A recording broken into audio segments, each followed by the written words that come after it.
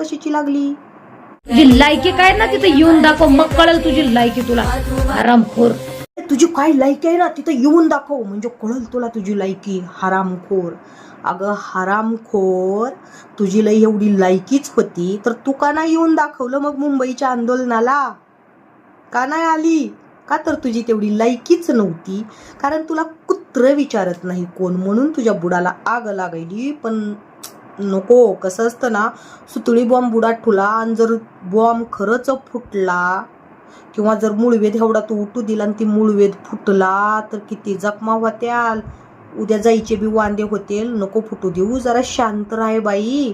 उगच नको भुकू. आणि ओमदादांचं नाव तर तू मुळात घेऊच नको. ओमदादाचं नाव घेणं एवढं सोपं नाही. तुला कसं आहे, त्यांचं खाऊ नको तू.